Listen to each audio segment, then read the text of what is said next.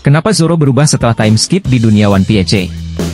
Di dunia One Piece, ada banyak karakter keren, tapi hanya sedikit yang bisa dibilang sekeren dan seikonik Roronoa Zoro. Dari awalnya sebagai pemburu bajak laut hingga kini menjadi salah satu pendekar pedang terkuat di dunia, perjalanan Zoro selalu menarik untuk diikuti.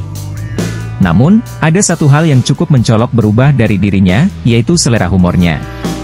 Dulu, Zoro sering terlihat santai, mudah tertawa, dan tidak jarang ikut bercanda dengan kru topi jerami.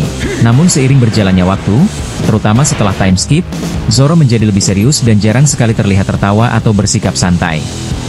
Kenapa hal ini bisa terjadi? Salah satu momen penting yang menjadi titik perubahan besar dalam hidup Zoro terjadi saat di Thriller Bar. Ketika menghadapi Bartolome Kuma, Zoro rela menanggung seluruh rasa sakit Luffy yang luar biasa hebat akibat kekuatan buah iblis Kuma.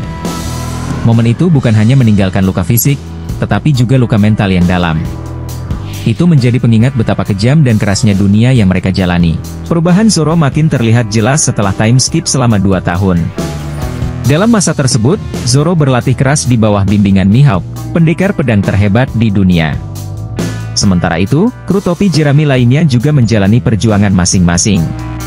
Saat akhirnya mereka kembali berkumpul, Zoro menyadari betapa banyak hal besar yang telah terjadi, termasuk kematian Ace, kakak angkat Luffy.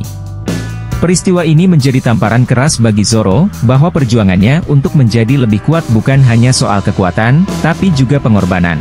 Namun, jika kita membicarakan titik balik paling besar dalam hidup Zoro, tentu saja itu terjadi saat kekalahannya dari Mihawk di awal cerita.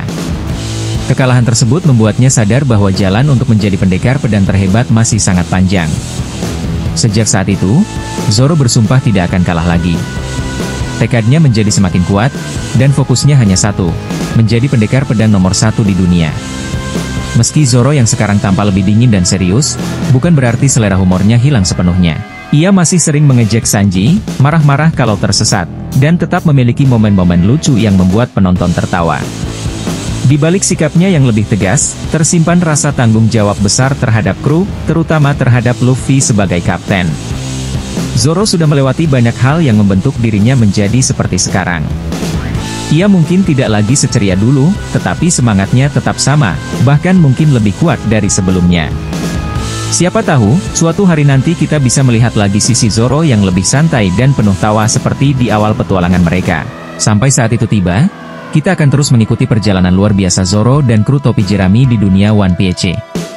Kalau kalian suka video ini, jangan lupa untuk like, subscribe, dan sampai jumpa di video berikutnya.